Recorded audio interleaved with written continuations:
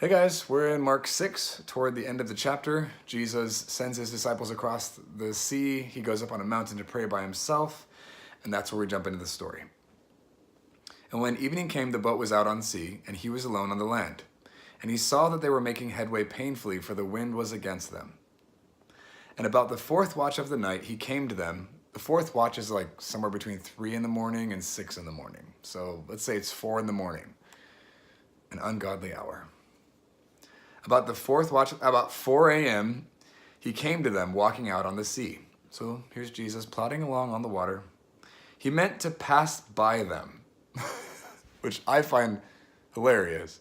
Jesus is walking on the water, and he's not even planning on getting in the boat. He wasn't even coming out to see them. He was just going to walk by them on the water. It's like, was he just going to meet them on the other side and like maybe make them dinner before they got there, breakfast? Anyway, but when they saw him walking on the sea, they thought it was a ghost and cried out. And this makes me laugh again because if you imagine, it's 4 in the morning. These guys are miserable. They're sailing in like stormy weather. They want to be asleep. Oh, this is awful. And then in the distance, they see a figure walking on the water. And can you imagine seeing that? Like, what would you think? What would you do? And they think it's a ghost. And so they're literally screaming like little girls, like so upset. And it says that all of them saw him. For they all saw him and were terrified. But immediately he spoke to them and said, "Take heart, it is I. Do not be afraid." And he got into the boat with them, and the wind ceased.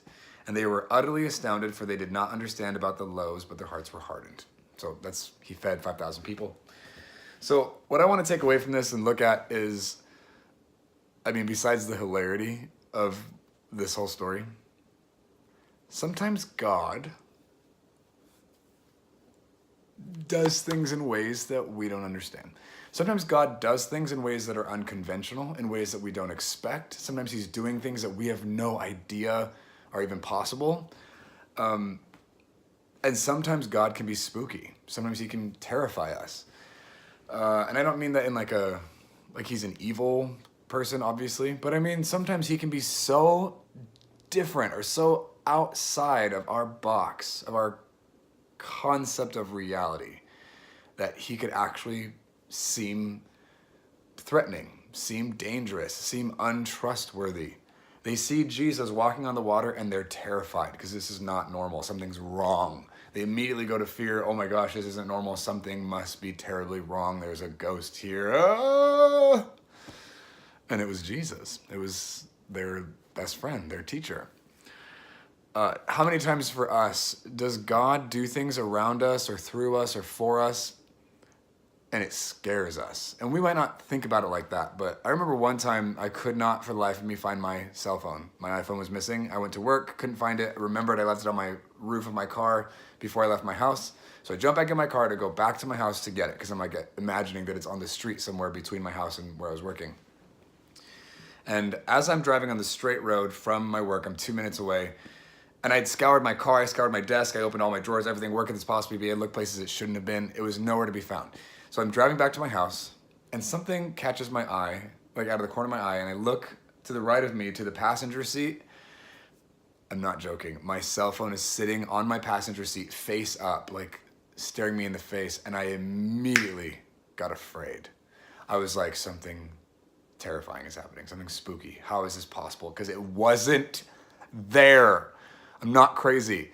And I don't know how to this day, I don't know what to do with that story. But my immediate response was terror. I was like freaked out. My heart started beating immediately and I was like, whoa, something's wrong. But it didn't feel like scary in a bad way. It felt like this like awe and like my concept of what was true and real betrayed me and something was different than I knew. It scared me. I actually would like to propose that those moments, those things are invitations for us to engage that childlike wonder. We don't have to get lost in fear. We can actually marvel at the bigness, at the profundity, at the mystery of God and the way he does things. I love that he's different than we think. I love that he operates in ways that are not conventional for us. I love that he continues to surprise and defy us. I think it's actually one of his more attractive, playful qualities. So you guys, God does things that are different. He does things that are outside of our comfort zone, and he uses people and situations and circumstances that we might not choose ourselves. Don't disqualify yourself from that intimacy, from him coming close and getting in your boat by just freaking out and running away. Like, these guys didn't have a choice. The wind was against them. They couldn't get anywhere fast, and there's this ghost walking by them. Let God apprehend you. Let him overtake you. Let him get in your boat. Let him be freaky. Let him show you things and tell you things and do things that are outside of what you know is normal and outside of what your friends and family might accept. Because on the other side of that is the life you actually want. He's everything that we want. He's all of it. It's in him. And so, yes, he's scary. And here's the thing. That's not going away. He will continue to terrify us. I hope that he does. The question is, will you let him? Or will you simply ignore and pretend like it's not there? I hope God scares the crap out of you today.